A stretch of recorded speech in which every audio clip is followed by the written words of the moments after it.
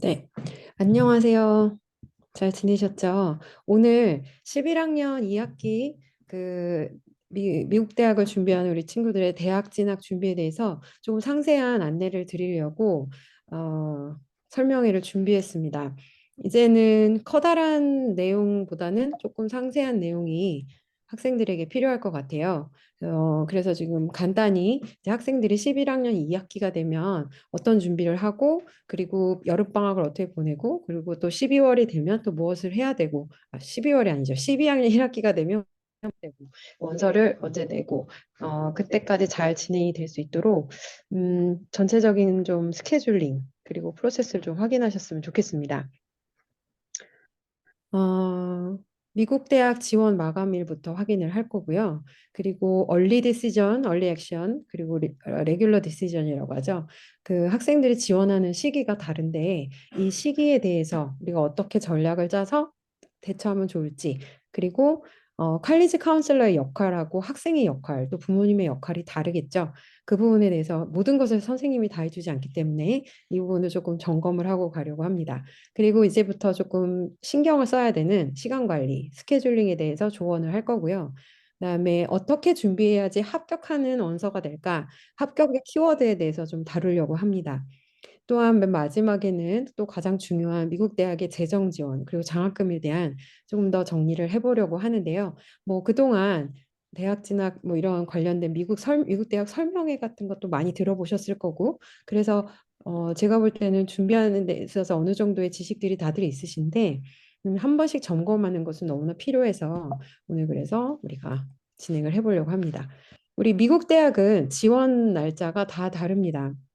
비슷하기도 해요. 같은 날이기도 합니다. 하지만 우선 같다고 볼 수 없고 11월 1일, 11월 15일 뭐 이렇게부터 시작합니다. 빠른 곳은 10월 15일도 있고요. 11월 뭐 30일도 있습니다. 그리고 12월 1일, 12월 15일, 12월 31일 뭐 계속 있어요.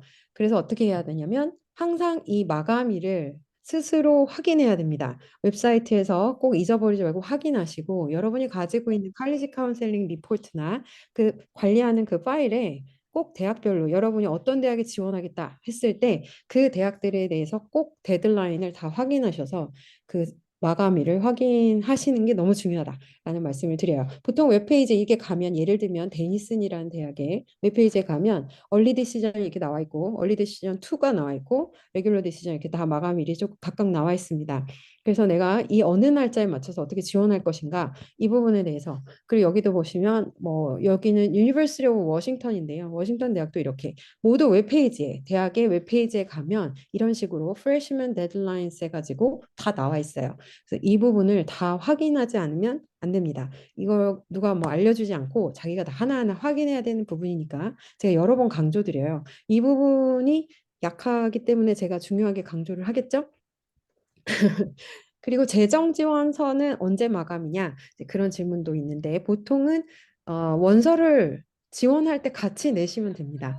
그 조금 더 길게 받기도 하는데 뭐 그런 것까지 신경 쓰지 마시고 한 번에 내는 거니까 가장 빠른 원서 지원일 앞에 이렇게 낸다 이렇게 생각하시면 될 것 같아요. 그리고 5월 1일은 이제 보통은 등록이 마감되는 날입니다. 그때까지 어느 대학 갈 건지 결정해서 이제 결정을 해야 되는 날인 거죠. 이런 날짜들을 좀 기억하셨으면 좋겠습니다. 12학년 1학기가 되면 11월 1일부터 중요한 날짜가 시작된다. 이렇게 생각하시면 되겠어요. 이때 어떤 대학을 넣을 건지는 조금 더 뒤에 이제 결정을 하게 되겠죠.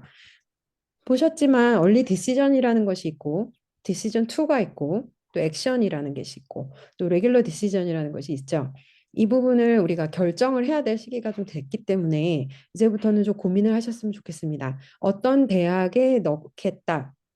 도 중요한데 이 대학을 얼리 디시전 1으로 넣을 건지 디시전 2로 넣을 건지 액션으로 넣을 건지 레귤러 디시전으로 넣을 건지를 결정하셔야 돼요.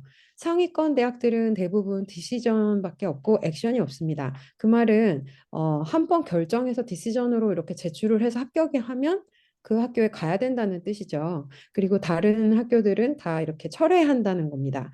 물론 어떤 재정 지원 금액에 있어서 뭐 부족함이 있어서 못 가겠다 하는 그런 사유가 있을 때만 괜찮은데 그런 거 아니면은 사실은 딜시전은 꼭 가야 되는 겁니다. 그런데 이제 보시면 대학들이 얼리 디시전에서 많이 뽑아요. 그리고 얼리 디시전으로 지원하는 학생들을 더 좋아하는 것 같습니다. 그래서 이렇게 보시면 미들베리라는 칼리지는 레귤러 디시전 이게 CB권에 있는 리버럴 아츠 칼리지인데요. 레귤러 디시전에서 10% 정도밖에 안 뽑았는데 45%를 얼리 디시전에서 뽑은 거예요. 유니버시티 오브 펜실베니아 여러분 잘 아시는데 여기서도 마찬가지로 3배 이상의 수를 얼리 디시전에서 뽑은 걸로 나옵니다. 보스턴 칼리지 역시 2배 정도의 수를 얼리 디시전에서 결정을 한 걸로 나오고 있어요. 그래서 얼리 디시전으로 내가 대학을 이렇게 지원을 하면 그 대학을 동일한 대학을 레귤러 디시전으로 넣었을 때보다 훨씬 유리하다 결과적으로. 라는 걸 알 수 있겠죠. 같은 대학을 대신 거꾸로 얘기하면 같은 대학을 레귤러 디시전으로 지원을 하면 떨어질 수도 있다. 얼리 디시전으로 넣었다면 붙었겠지만 레귤러 디시전으로 넣었기 때문에 떨어질 수도 있다. 레귤러 디시전은 아무래도 합격하는 그 퍼센티지가 한 합격률에 있어서 통계적으로 4배 이상 어렵다. 이렇게 나오고 있기 때문에 그렇습니다. 그래서 이 부분을 우리가 좀 결정을 이제 하셔야 됩니다. 얼리 디시전 1, 얼리 디시전 2는 한 개씩밖에 결정을 하실 수 없어요. 디시전 1에서 떨어지면 얼리 디시전 2를 쓸 수가 있게 됩니다. 물론 얼리 액션은 그냥 다 써도 돼요. 여러 가지를 중복해서 써도 되는데 얼리 디시전은 한 개밖에 안 되죠. 그래서 얼리 디시전 전략을 어떻게 할 것이냐에 따라서 이 전체적인 입시의 결과가 크게 달라집니다. 되게 중요한 키예요. 얼리 디시전을 아주 상향으로 잡아서 어, 이게 아니면은 합격할 수 없을 것 같은 그런 학교에 지원을 했다. 근데 만약에 그 학교에 붙으면 너무 좋지만 거기서 떨어졌다면 이제 얼리 디시전 2를 써야 되는데 2를 쓰거나 뭐 레귤러 디시전으로 써야 되는데 그 뒤로 갈수록 나처럼 얼리 디시전 1에서 떨어진 친구들이 많이 몰립니다. 아래쪽으로 많이 하향 지원을 하게 되겠죠. 그래서 뒤로 갈수록 어렵다고 말씀을 드렸는데요. 어떤 친구들은 얼리 디시전 1에서 떨어져서 레귤러 디시전에 넣었던 학교들은 거의 다 떨어지고 얼리 액션으로 넣었던 학교만 하나 붙은 경우들도 있습니다. 그래서 이걸 내가 어떤 대학을 얼리 디시전으로 정할 것인가 그 부분은 늘 중요한데요. 지금 당장 결정하실 건 아니고 12학년 1학기 원서 하시면 돼요. 보시면 잠시만요. 네. 2028년 클래스니까 이게 작년 것까지 올해 것까지 지금 통계가 들어간 그래프인데 얼리 디시전의 숫자들입니다. 각 대학별로 지금 보시면 지원서가 들어온 숫자들이에요. 그러면 여기 NIU 같은 게 제일 지금 높은데 올해 역대상 가장 많은 얼리 디시전 지원자를 받았다라는 거죠. 지원서가 몰렸다는 거죠. 그 옆에도 보시면 다 올해가 가장 끝에 있는 그래프들이 가장 높은 수치를 보여주고 있는데 올해 각 대학별로 얼리 디시전에 가장 많은 지원서가 역사적으로 얼리 디시전으로 들어오던 지원서의 개수에 비해서 올해 더 많이 들어왔다. 이렇게 보시면 되는 겁니다. 다시 말하면 경쟁이 치열해지고 있다는 거죠. 얼리 디시전으로 넣으면 대학들이 좋아한다는 것을 지금 학생들이 다 알고 있는 상황이라서 너도 나도 신중하게 고민해서 얼리 디시전에 원서를 넣겠죠. 그래서 매년 얼리 디시전도 그렇게 호락호락하지는 않습니다. 이렇게 지원자들이 많아지고 있어요. 이 말은 무슨 말이냐면 예전에는 얼리 디시전 자체를 신경을 안 쓰는 고등학생들이 사실 전 세계적으로 훨씬 많아요. 그냥 시간이 되면 준비해서 SAT 점수 12월에 받아서 레귤러로 넣는 학생들이 굉장히 많습니다. 원리를 지원한다는 건 굉장히 부지런한 학생들, 아주 일찍부터 대학을 준비한 학생들이라는 뜻인데 그런 학생들이 사실 전 세계적으로는 그렇게 많지 않은 거죠. 네, 뭐 많을 것 같죠. 우리는 다 그렇게 하니까. 근데 그렇지 않습니다. 그런데 지금 얼리 디시전 지원서가 늘어났다는 얘기는 전 세계적으로 일찍 지원한 학생들이 많아졌다는 되게 불길한 뉴스입니다. 그 내년에 더 늘어나겠죠. 여기는 이제 얼리 억셉턴스 레이시라고 그래서 얼리 디시전으로 넣은 학생들 중에 얼마를 뽑았냐 지금 그건데요. 보시면 뭐 꽤 높습니다. 매년 비슷한 학교들도 많습니다. 그런데 보시면 좀 떨어지고 있는 걸 보실 수 있어요. 왜냐하면 지원자가 많아졌으니까 얼리 디시전으로 넣었어도 떨어뜨리는 학생이 늘어날 수밖에 없겠죠. 뽑아야 되는 학생 수는 정해져 있으니 이렇게 내려가고 있습니다. 점점 합격률이 떨어지고 있다라고 보시면 되겠습니다. 얼리 디시전이 나에게 호의적인 것은 맞지만 쉽지 않다. 매년 그리고 작년, 내년은 올해보다 더 어려울 거다라고 보시는 게 맞습니다. 리버럴 아츠 칼리지들 이렇게 상위권 대학들 보시면 이거는 내셔널 유니버시티들도 마찬가지인데요. 상위권 대학들은 여기 오른쪽에 보시면 ED, EA 제가 마크를 해놨는데 ED가 열려 있고 얼리 디시전은 열어주고 얼리 액션을 열어주지 않는 대학들이 많습니다. 다시 말하면 얼리 액션은 합격을 해도 안 갈 수 있죠. 바인딩이 안 돼 있어요. 근데 얼리 디시전은 합격을 하면 내가 가겠어요 라고 이렇게 약속을 한 그 입시 전형이라서 대학들이 상위권 대학들은 우리 학교에 붙어서 우리 학교를 올 아이들만 원서를 내라. 지금 그런 얘기입니다. 붙어도 안 올 애들은 그냥 넣지도 마라. 선택적으로 우리 학교를 고려하고 있다면 난 너를 별로 원하지 않아. 그런 거죠. 그러니까 어플리케이션 프로세스가 복잡하니까 이 사람들도 간단하게 가는 건데 그래서 상위권에 보시면 안타깝게도 EA가 별로 없어요. 얼리 액션이 별로 없어요. 학생들 입장에서는 굉장히 불리해졌습니다. 상위권에서 이것저것 다 골라서 얼리에서 지원할 수 있으면 참 좋을 텐데 얼리 디시전만 열어놓은 대학이 이렇게 많으니 이 중에 하나밖에 지원을 얼리에서 할 수 없다. 물론 여기서 떨어지면 얼리 디시전 2도 있겠지만요. 그런 어떤 지원에 있어서 굉장한 제약이 있습니다. 그래서 상위권 대학들을 지금 목표로 생각하는 학생들 경우에는 얼리가 좋긴 하지만 얼리에 많이 넣지 못할 거예요. 그러면 얼리가 많이 못 넣는다는 얘기는 레귤러나 얼리 디시전 2 이런 데서 이제 많이 넣을 수 있게 된다는 얘기인데 그럼 굉장히 선택의 폭도 많지 않겠죠. 그래서 얼리 디시전 1을 좀 잘 고민하시기 바랍니다. 더 많이 고민이 될 겁니다. 원래 미국 대학이라는 것이 여러 개 넣어서 붙으면 이렇게 비교해서 골라서 가야 되는 게 맞는데 상위권 대학들이 그걸 허락해 주지 않기 때문에 미리미리 웹사이트도 들어가 보고 유튜브에 가면 버추얼 투어도 잘 돼 있고 학생들이 해주는 뭐 그런 것도 잘 돼 있고 그래서 대학에 대해서 조금 자세히 살펴보는 그런 시간들을 천천히 가지셨으면 좋겠어요. 이게 약간 랭킹이 이렇게 내려오면 얼리 액션을 열어놓는 학교들이 많이 생깁니다. 그렇죠. 학생을 더 받으려고 얼리 액션도 열어놓는 거죠. 근데 이렇게 랭킹이 뭐 아래라고 그래서 후진 대학이다. 그렇게 생각하시면 안 되시겠죠. 다 좋은 학교들입니다. 자, 그러면 얼리 디시전, 얼리 액션, 얼리 디시전 1, 2, 뭐 레귤러 디시전 제가 이렇게 설명을 드렸는데 지금부터는 내가 가고 싶은 대학도 생각은 해야 되지만 이 대학을 얼리 디시전으로 선택을 할 건지 이제 레귤러로 선택할 건지도 생각을 해야 된다고 제가 말씀을 드렸어요. 제 개인적인 추천은 합격할 가능성이 좀 큰 학교로 얼리 디시전을 쓰시는 게 좀 맞을 것 같습니다. 좀 리스크를 가지고 얼리 디시전을 쓰게 되면 그게 떨어졌을 때 뒤에 리스크가 훨씬 커져요. 그래서 좀 여차하면 조금 많이 이렇게 다 떨어지는 결과들도 나올 수 있어서 어, 그냥 저는 개인적으로 얼리 디시전 1에서는 합격률이 그래도 한 40% 정도 생각되는 조금은 이게 뭐 맞는 나와 수준에 맞는 학교지만 조금 상위권이 조금 더 그 내 수준 안에서도 좀 높은 매치에서 조금 높은 레벨의 그런 정도로 선택을 하는 게 좋지 않을까라고 생각을 합니다. 학부 대학이 이 대학교 1, 2, 3, 4학년 학부 대학이 뭐 그렇게 인생의 모든 것을 결정하는 곳은 아니에요. 미국은 특히 그렇습니다. 편입도 가능하고 편입도 훨씬 수월하고 그리고 대학을 잘 나와서 대학원을 아주 잘 갈 수 있습니다.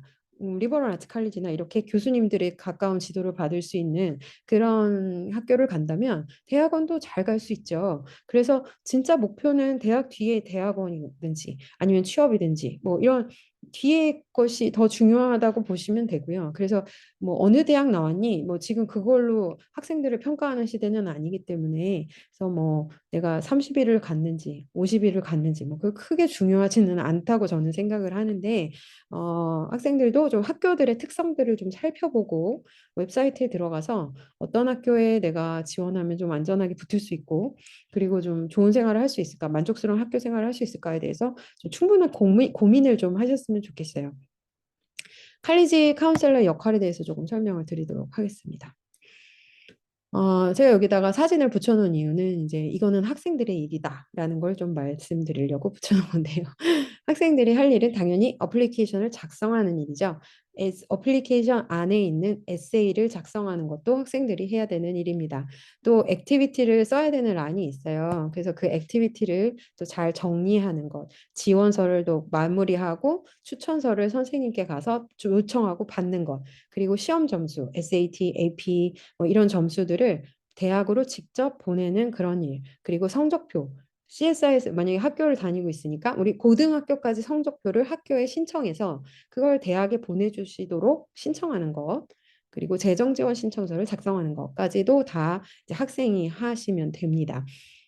그리고 더 나아가서 이제 좀 대학에 대한 정보, 그리고 장학금이나 재정 지원에 대한 좀 이런 마감일, 필요 서류가 뭔지, 학교마다 학교별로 재정 지원 서류, 신청 서류가 좀 달라요.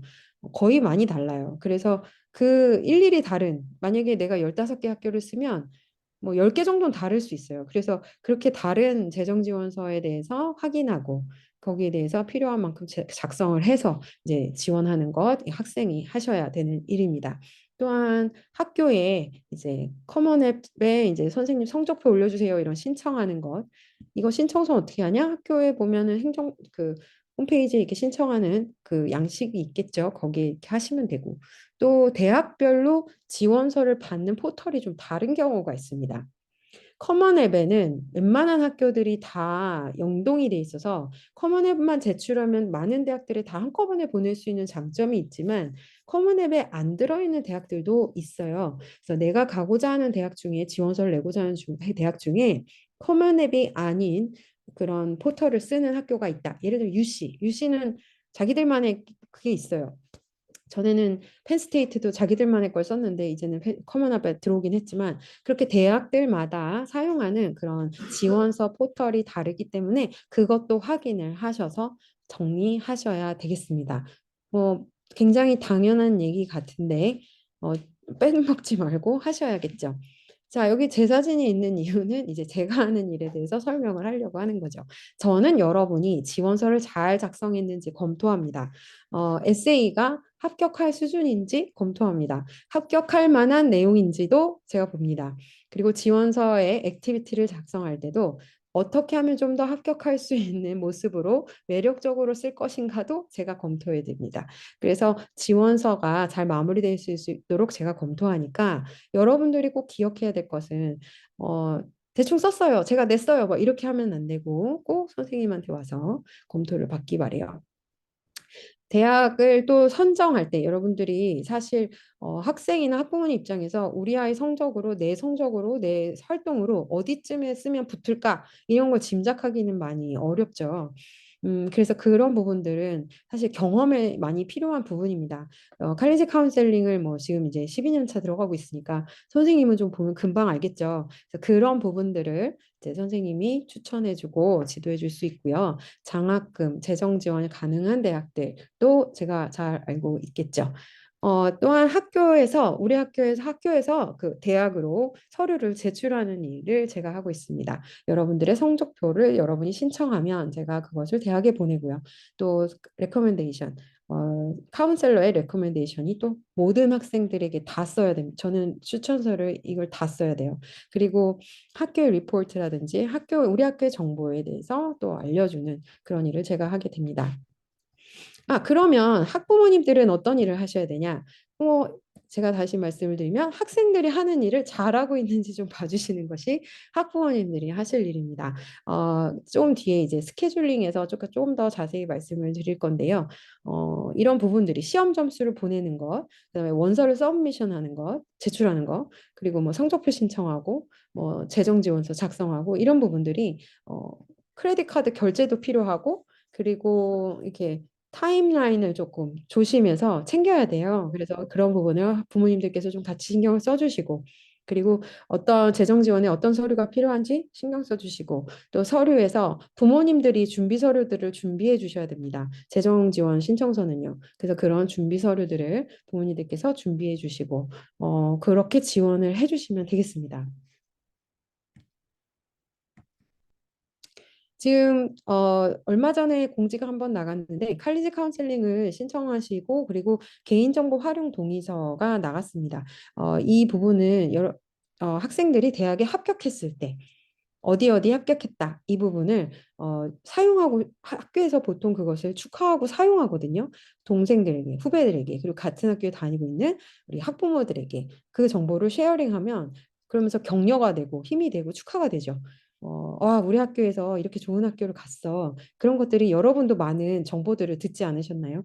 그런 부분에 대해서 내가 어디에 붙었는지를 활용해도 됩니다라고 여러분이 동의를 해주셔야 되는 부분이 있습니다. 그리고 이게 동의가 안 되면 칼리지 카운셀링을 진행하기가 어려워요. 그래서 이 부분을 꼭 동의해 주시고요. 음, 11학년 2학기에 이제 1대1 상담을 아직 안 한 친구들이 이제 신청을 좀 했는데 아직 신청을 안 한 학생들이 있으면 신청을 그 어, 링크 받으신 링크로 해주시면 됩니다. 그래서 부모님과 한 번 이상, 한 번은, 최소한 한 번은 저하고 부모님과 학생이 만나면 되는데요. 한 번씩 만나신 분들은 뭐 괜찮습니다. 학생들과만 만나도 되고, 근데 한 번도 아직 부모님과 같이 만나지 않았으면 꼭 부모님과 한 번 제가 이번 학기에 만나야 됩니다. 12학년 1학기가 되면 를 점검하게 됩니다. 그래서 이거는 뭐 그룹으로 할 수가 없고 1대1로 점검하게 되죠. 그래서 학생들이 원서를 잘 준비했는지 보면서 이제 일을 이게 수정하거나 검토하거나 이렇게 조언을 하는데 12학년 1학기가 12학년 1학기지? 음, 9월, 10월, 11월 1일 마감이라고 그랬잖아요. 두 달밖에 없어요. 그래서 많이 바쁩니다. 그때까지 8월까지 준비가 안 돼 있다? 그러면 많이 바빠집니다.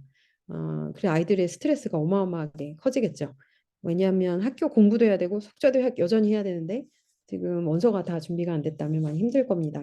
그래서 그게 지금 매년 반복되고 있는 우리 고등학생들의 문제인데 이번에는 좀 일찍 준비를 해서 6월 달까지 어느 정도 여러 번 고친 에세이 정도가 나왔으면 좋겠고 그래서 9월, 8월, 9월, 10월 이때는 이제 최종 점검을 하면서 이렇게 나가는 식으로 그렇게 준비가 됐으면 좋겠습니다.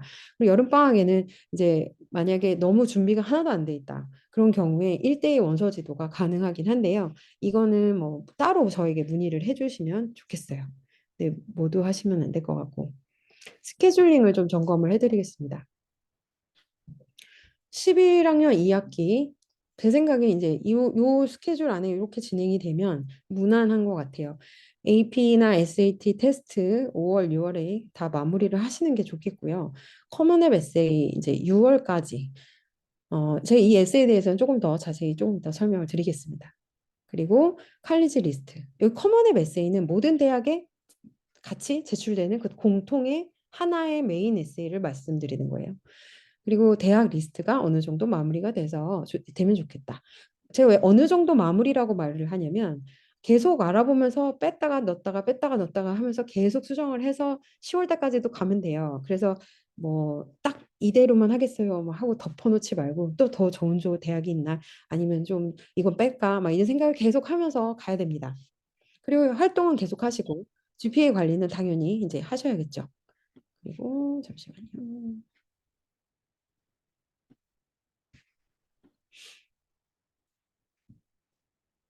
이제 여름방학이 되면 뭐 시간이 많을 것 같지만 그렇지 않습니다. 제가 10년 넘게 지켜봤는데 아무도 시간이 많지 않아요.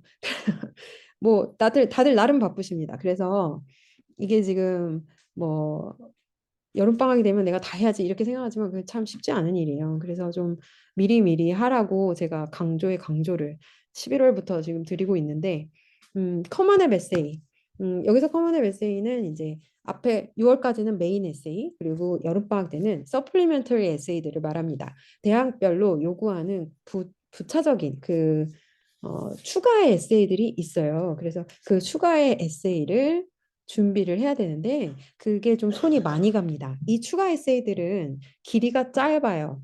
커먼 앱 에세이에 비해서 메인 에세이에 비해서 하지만 짧다고 우습게 보면 큰일 나죠. 그래서 더 잘 써야 되고 전략이 필요합니다. 이 부분을 고민하면서 좀 완성하면 좋을 것 같습니다. 또한 좀 더 활동의 추가가 필요하다면 인턴십이라든가 또 여름 대학에서 열리는 무슨 서머 스쿨이라든가 아니면 자원봉사, 뭐 캄보디아 미션 뭐 이런 거 있잖아요. 그래서 그런 또 큼직큼직한 활동들을 할 수 있는 또 좋은 기회죠. 그런 활동들이 보여주는 또 중요한 역할들, 이게 원서에서 중요한 역할들을 해주기 때문에 만약에 나에게 좀 더 활동이 필요하다. 그 여름방학까지도 활용을 하시는 게 중요합니다. 또 AP preparation이라고 썼는데 12학년이 되면 이제 분들이 또 이렇게 AP 과목들이 있지 않습니까? 여러분이 이제 AP 과목들을 더 들을 건데 근데 그 과목들을 학교가 시작할 때 들어가지 마시고 여름방학에 미리 예습을 하셔야 됩니다. 그게 AP를 공부하는 방법이죠. AP 시험을 볼 예정이라면 여름방학 때 학교가 시작하기 전에 미리 예습을 충분히 다 해놓고 그리고 학기가 1학기부터 시작하면 복습하는 과정으로 들어가서 그래서 겨울방학부터는 문제풀이로 들어가서 그래서 5월에 AP 시험을 보는 게 맞아요. 그런데 막 아직까지 그런 진도를 못했다. 이번에 그렇게 못했다. 그런 학생들 너무 뭐 또 패닉에 빠지면 안 되고 지금부터 최선을 다하면 됩니다. 지금부터 최선을 다하시기 바래요.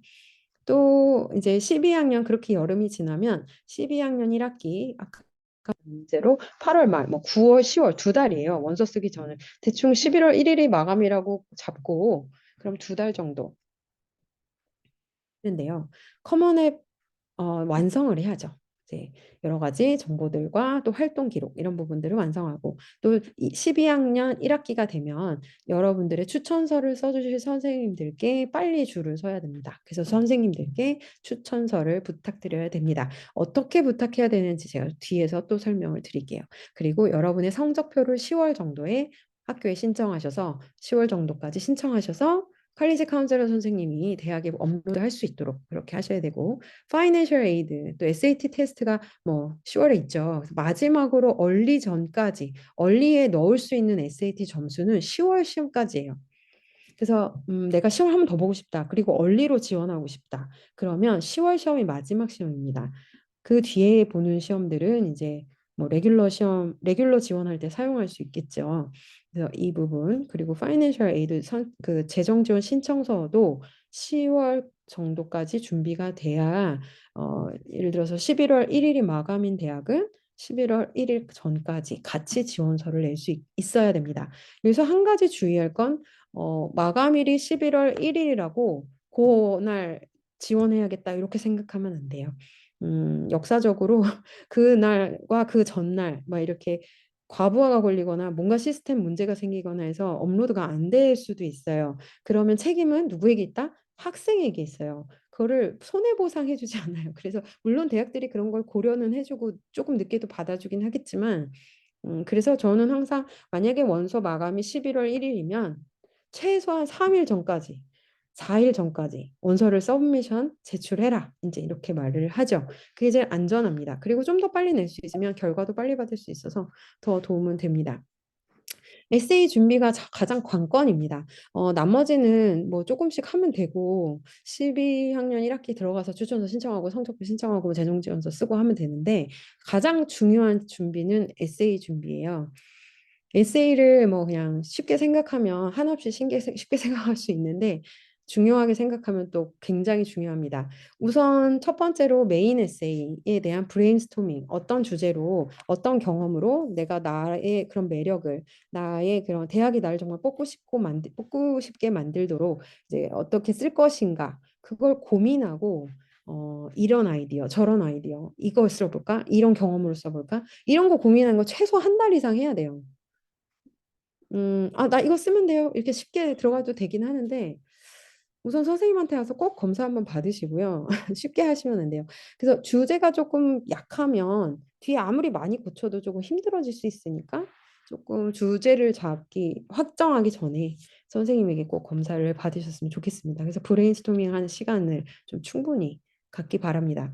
그리고 이제 초안을 드래프트를 쓰시고 피드백을 받으시는 거죠. 그렇게 해서 6월 말까지 어느 정도 한 두세 번의 피드백을 받을 수 있으면 너무너무 훌륭합니다.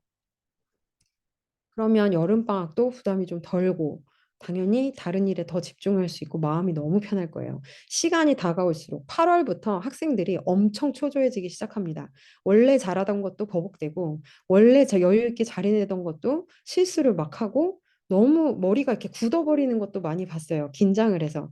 그래서 8월 뒤에서부터 이렇게 뭘 써봐야겠다 이렇게 생각하면 굉장히 급해지는데요. 지금 여유가 있을 때 천천히 생각하면서 정말 이렇게 나만의 최고의 에세이를 한번 써보시는 게 중요합니다. 피드백은 선생님께 찾아오시고 그리고 이제 여러분들 수업에 또 학교에 있는 선생님들께도 피드백을 받을 수 있습니다. 단 한 가지 좀 주의할 점은 너무 많은 사람에게 피드백을 받으면 안 돼요. 그러면 글이 이도저도 아니게 됩니다. 그래서 대학에 입시에 경험이 있는 사람, 경험이 많은 사람에게 당연히 메인 그 사람 그게 아무래도 저겠죠? 가장 많은 피드백을 거기서 받으시고 부수적인 피드백, 프루프리딩 그리고 약간의 조언 이 정도를 추가로 받으시는 거예요. 한두 분. 한 명, 두 명도 사실 많아요. 한 추가로 한 명 정도만 더 이렇게 해야 집중할 수 있어요.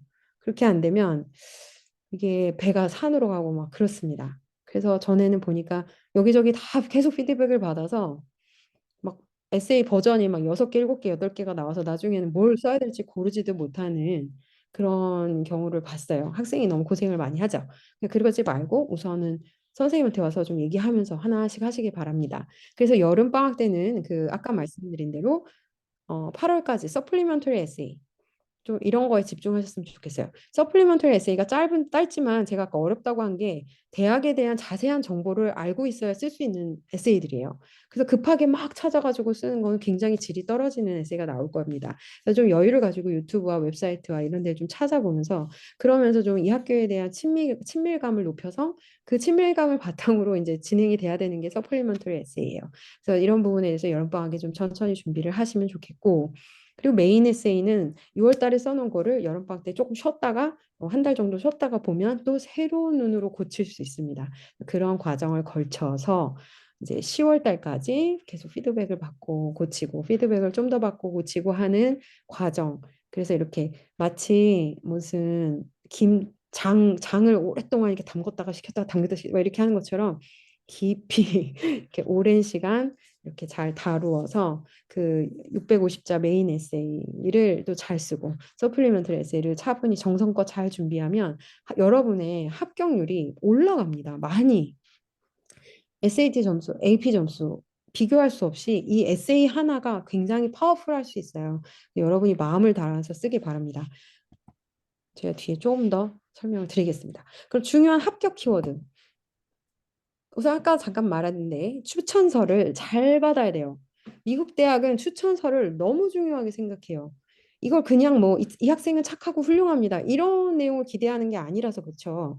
정말 이 학생이 어떻게 교실에서 상호작용을 하고 어떻게 공부를 해내고 선생님에게는 어떤 아이였고 이런 거를 선생님들이 자세히 기억해요. 그래서 그런 걸 쓰는데 그런 게 굉장히 미국 대학은 그런 시험 점수, GPA 어디 상 받은 거 이런 것도 다 중요하지만 추천서가 만약에 약하다.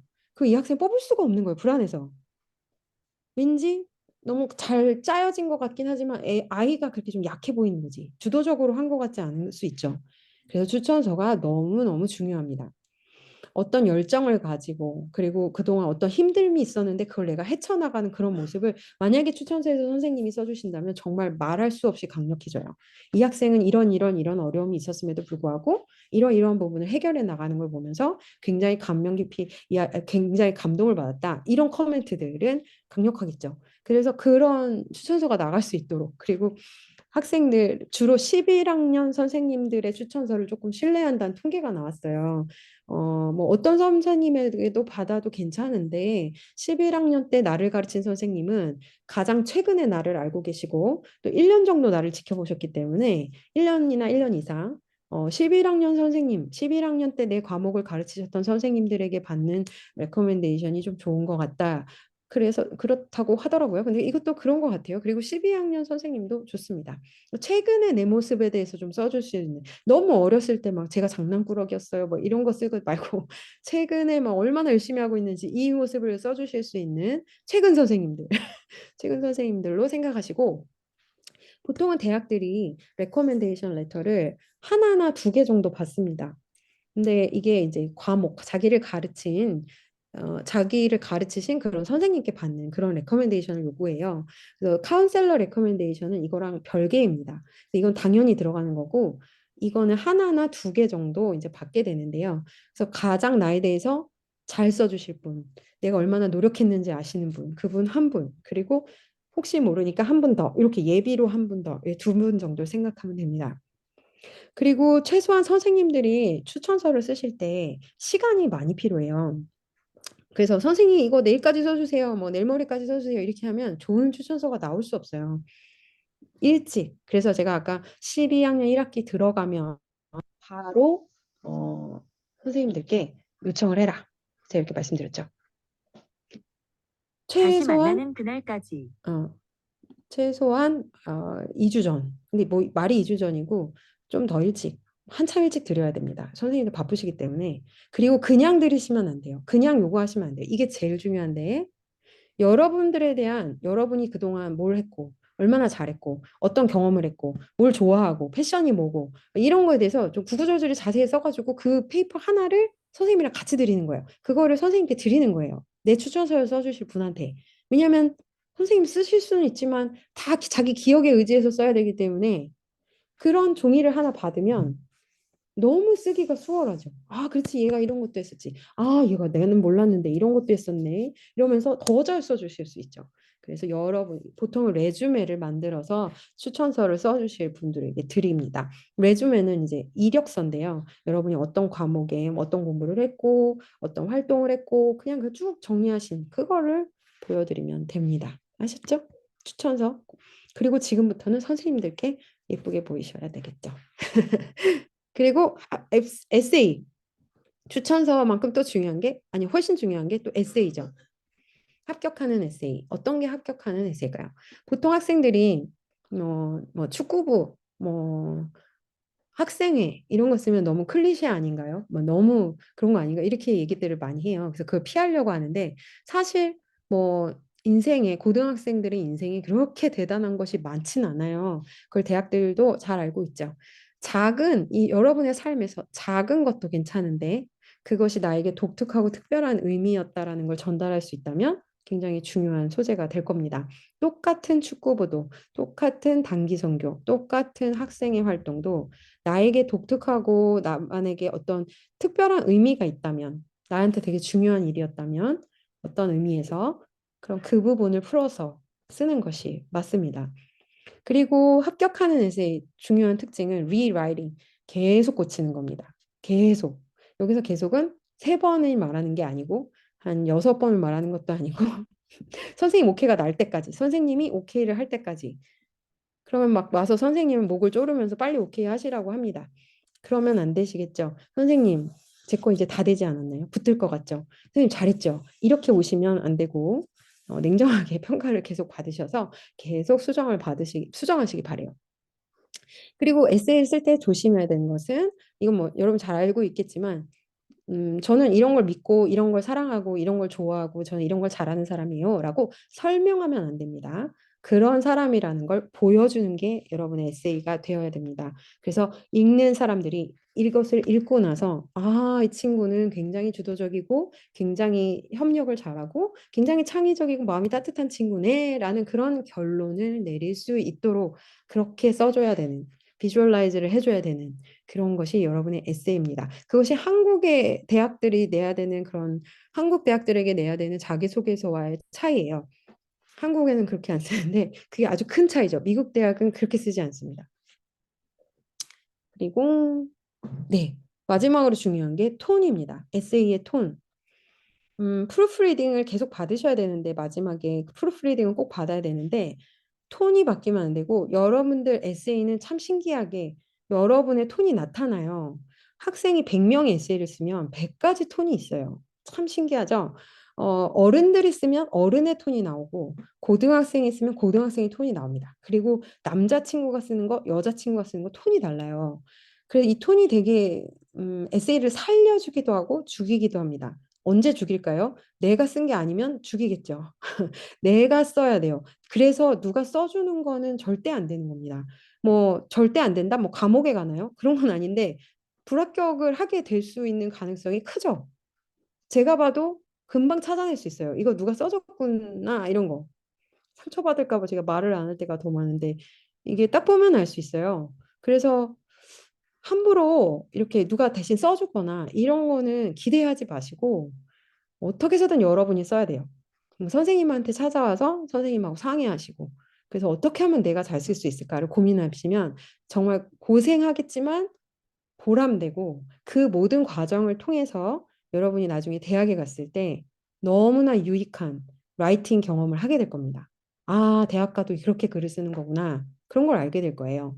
너무 중요한 배움의 시간이니까 이 시간을 빨리 해치워야겠다. 이렇게 생각하지 마시고 정성과 힘을 들여서 노력을 들여서 에세이를 고쳐나가는 시간을 가지기 바랍니다. 그리고 6월 달까지 준비가 안 되면 여름 방학이 힘들어지고 여름 방학이 때까지 준비가 안 되면 12학년 1학기가 힘들어진다. 이렇게 생각하시면 되니까 서둘러서 조금씩 하시기 바래요. 대학 지원서를 작성하는 데 있어서 치명적인 실수들 학생들이 많이 합니다. 이런 부분들을 좀 조심해야 되는데요. 제일 중요한 거는 대학별로 좀 요구하는 사항들이 좀 달라요. 비슷한 것도 많죠. 근데 다른 것들이 있어요. 그래서 대학마다 날짜는 데드라인은 언제고 어떤 서류를 내야 되고 뭐 이거는 언제까지 내야 되고 뭐 이런 것들을 하나하나 들어가서 살펴봐야 됩니다. 내가 지원할 대학들의 웹사이트에 들어가서 모든 정보들을 그리고 작년에는 이랬는데 올해는 또 바뀌고 그럴 수 있어요. 그래서 예전엔 이랬다더라만 믿어도 안 되고 그때그때 계속 확인하셔야 됩니다. 또한 에세이를 쓸 때 프루프리딩이 없이 제출하는 학생들도 많대요. 우리는 상상하기 어렵지만 그래서 프루프리딩은 꼭 하고 여러 번 고친다. 그리고 마지막 마감일까지 기다리지 않는다. 제출일을 기다리지 않는다. 아까 말씀드렸죠. 마감일이 11월 1일이면 3일 전까지 서브미션을 하는 것이 안전하다. 물론 그 뒤에도 뭐 10월 29일 뭐 이럴 때 30일 이럴 때 제출할 수 있어요. 근데 10월 31일 뭐 제출할 수 있죠. 그러다가 갑자기 시스템이 다운되면 그리고 뭐 세워라 내워라 하루 이상 걸리면 이제 그럼 우리 속만 타는 거죠. 그래서 그러지 말고 한 3일 정도 여유 있게 준비하시면 좋겠습니다. 그리고 서플리먼터리 에세이에서 왜 이 학교를 원하니 이런 질문을 하는 학교들이 굉장히 많아요. 굉장히 흔하고 아주 뭐 일반적인 질문인데 음, 이런 걸 할 때 학생들이 한 학교에 그 답을 쓰고 예를 들면 이런 거죠. 버지니아 텍에 왜 가고 싶 아니면 뭐 펜스테이트에 왜 가고 싶니? 그래서 막 쓰고서 나는 이 학교가 이래서 좋고 저래서 좋아서 가고 싶어요. 그다음에 퍼듀 대학에다 그거를 카피해서 복사해서 딱 붙이고 대학 이름 바꾸고 카피해서 복사해서 그다음에 뭐 미시건 대학에 붙이고 뭐 이런 식으로 이렇게들 많이 해요. 왜냐면 질문이 같으니까 왜 이 학교에 오고 싶니? 질문이 같으니까 그렇게 하면 안 됩니다. 하나하나 시간을 돼. 학교마다 다 틀리거든요. 그래서 웬만하면 복사, 페이스트, 뭐 이거 카피 페이스트는 안 하는 게 좋을 것 같아요. 그리고 나의 성장, 그리고 나의 성숙함을 어떻게 하면 잘 보여줄 수 있을까를 계속 고민해야 됩니다. 그게 포인트예요. 내가 얼마나 잘하는 애인지, 내가 얼마나 공부를 잘하고 운동을 잘하고 이런 거에 포커스가 맞춰지는 게 아니고 내가 얼마나 성장하고 있고 성장을 향해서 달려가고 있고 내가 얼마나 성숙해서 다른 학생들 또 이 나라 이 공동체에 있는 사람들 다른 사람들을 생각하는지 그런 배려 깊은 리더인지 그런 모습을 보여주는 게 더 중요합니다. 그리고 맨 마지막에 이거는 이제 일반적인 조언인데 너무 엘리트 스쿨에 집중하지 마라. 다시 말하면 뭐 하버드, 예일 뭐 이런 거예요. 아이비리그 뭐 또 이렇게 아주 상위 탑 학교들에 너무 거기를 꼭 가지 않으면 내 인생이 실패했다. 이렇게 생각하지 말라는 거죠. 이건 제 얘기가 아니고 이거는 제가 지금 칼리지 보드에서 가져온 내용입니다. 칼리지 보드에서도 그렇게 조언하고 있습니다.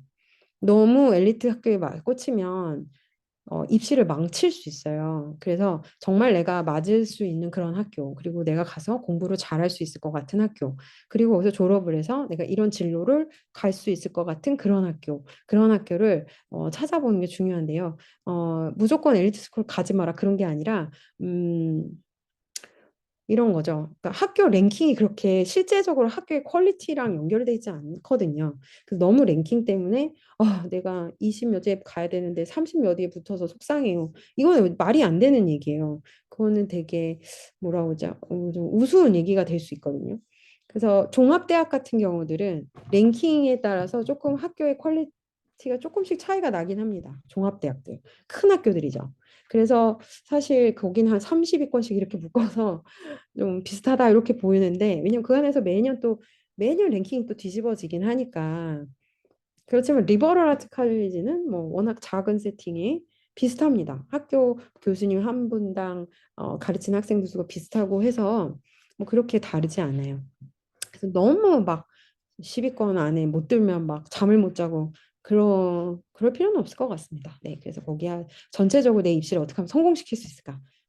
거기에 집중하시기 바래요.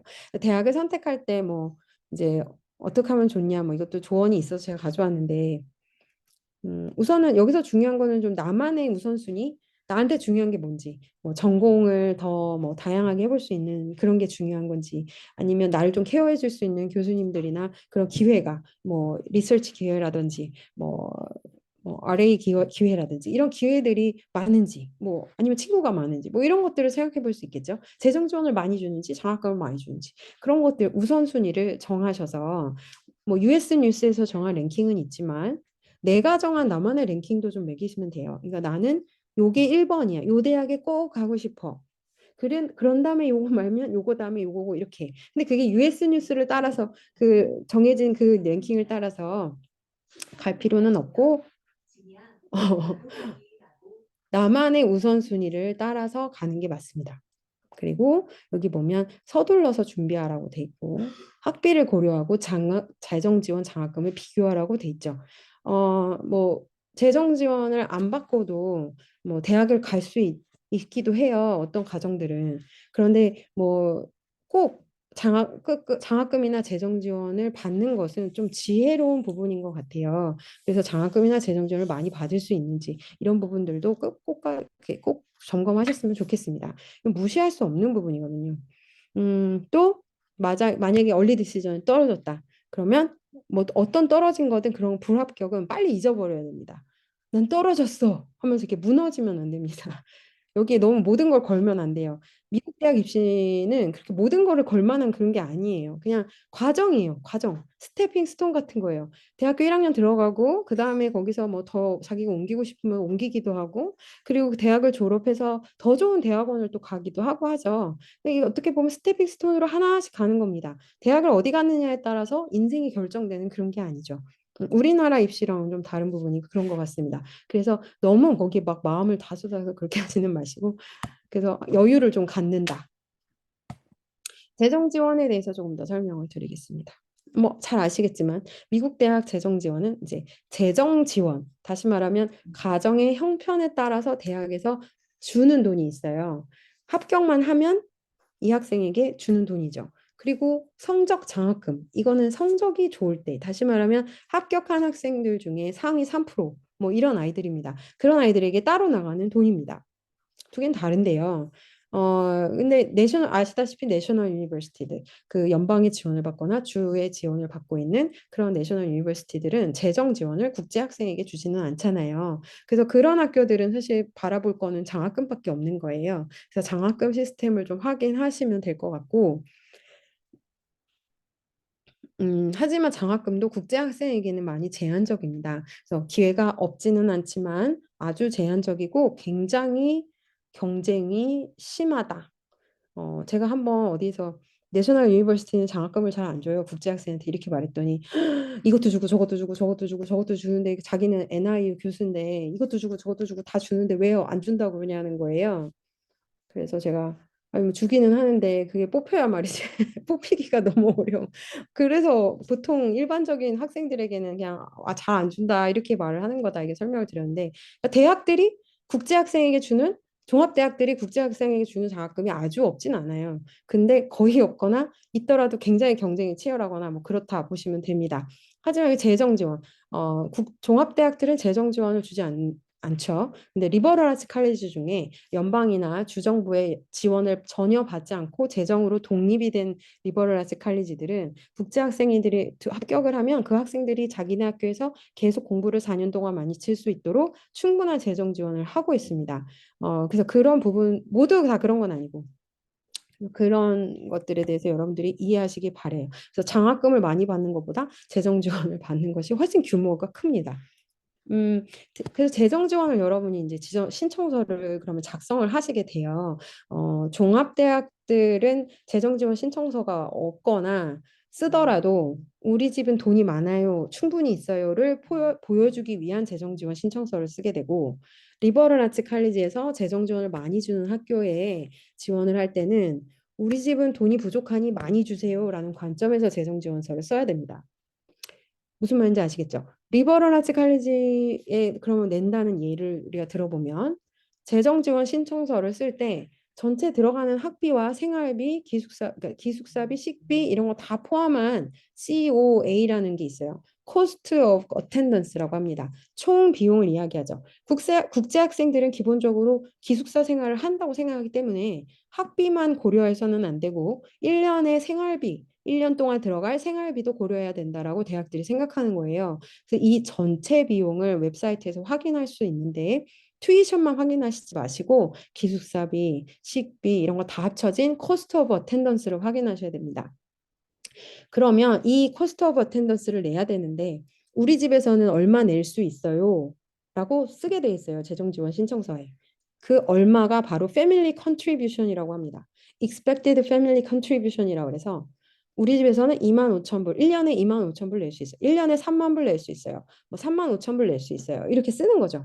그러면 전체 코스트 오브 어텐던스에서 우리 집에서 낼 수 있다고 한 그 EFC를 빼서 남는 금액이 대학이 볼 때 아, 내가 줘야 되는 금액이구나. 재정 지원으로 줘야 되는 금액이구나. 이렇게 생각하는 겁니다. 그런데 이것을 판단할 때 가정의 소득, 연소득, 그리고 그 입학 연도 기준으로 2년 전의 소득이에요. 소득과 그다음에 자산, 뭐 부동산이라던가 뭐 사업을 소유하고 계시다던가 뭐 이런 부분들을 자산을 다 고려를 해서 반영을 해서 뭐 학생이 보아하니 이 계산으로는 3만 5천 불 필요하지만 집에 뭐가 있고 뭐가 있어서 우리는 만 불만 줘도 되겠는데 이렇게 판단을 할 수도 있어요. 그건 대학의 결정이에요. 우리가 뭐 그거를 왜 이거밖에 안 주냐 따질 수는 없고 대학들이 알아서 컬큘레이션을 하게 돼 있습니다. 그 대학이 컬큘레이션을 계산한 그 금액, 이 학생에게 진짜 필요하다고 생각되어지는 그 금액을 demonstrated need라고 그래요. 웹사이트를 찾아보면 이제 재정 지원 페이지들에 다 그 demonstrated need를 뭐 채워준다, fully 채워줄게, 뭐 limited하게 채워줄게, 뭐 이런 말들이 나와요. 그게 바로 그겁니다. 너희 가정에 필요하다고 여겨지는 그 금액을 우리 학교에 붓는다면 다 대줄게라고 할 때 fully meet the demonstrated need 이렇게 표현이 되는 거예요. 그래서 그런 학교들이 있습니다. 뭐 다 있지는 않고 리버럴 아츠 상위권은 거의 다 그런 학교들이에요. 합격만 한다면 너에게 필요한 거를 다 대줄게라고 얘기하는 학교들입니다.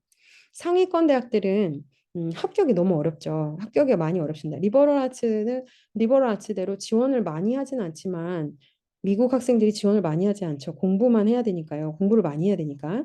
근데 그럼에도 불구하고 합격이 되게 까다로워요. 에세이 수준도 굉장히 높고. 그런데 재정 지원을 신청하면 그 상위권 대학들은 사실 합격에 반영을 시킵니다. 불합격을 시킬 수도 있다는 얘기예요. 재정 지원 때문에. 정책상 그렇습니다. 근데 제가 보니까 웬만하면 붙여주는 것 같아요. 리버럴 아츠들이 아직까지는 좀 후한 것 같습니다. 아직까지는.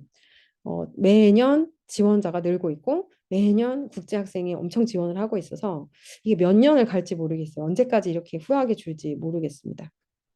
그래서 학교 웹페이지에 가보시면 이렇게 재정 지원 신청서를 안내하고 있어요.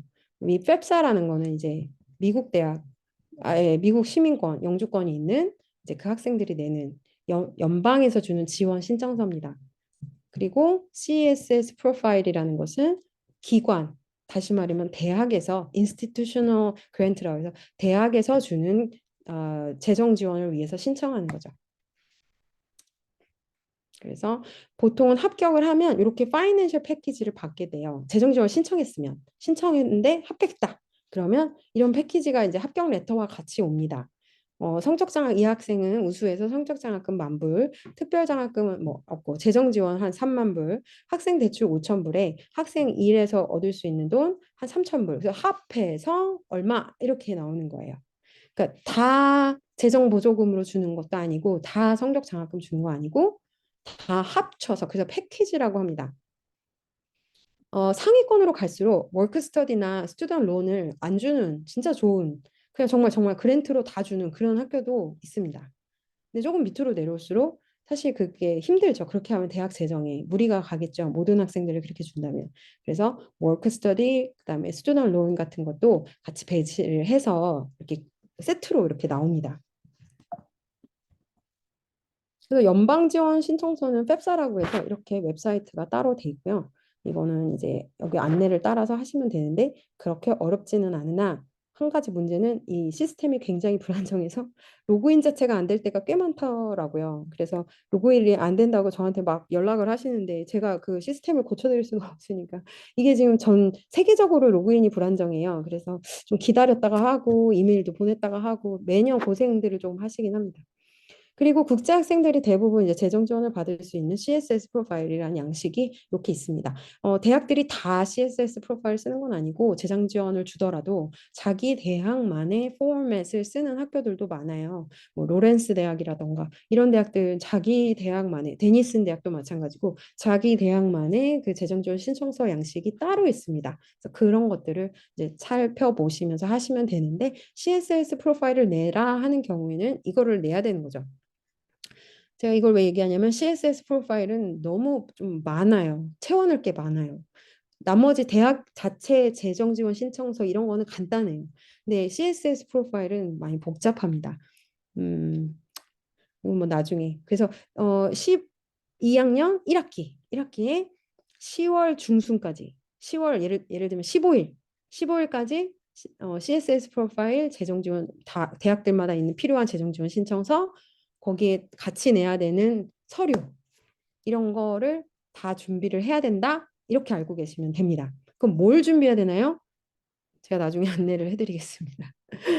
웹페이지에 있는데 제가 나중에 안내를 해드릴게요. 네. 그래서 그런 타임라인을 가지고 하면 되는데 오늘 설명을 드린 것이 좀 도움이 되셨는지 모르겠습니다. 시간이 딱 9시네요. 어떻게 이렇게 귀신같이 잘했을까요? 그러면 저는 오늘 여기까지 하고 이제 한 10분 정도 제가 질문을 받도록 하겠습니다. 오늘 우선 수고하셨습니다.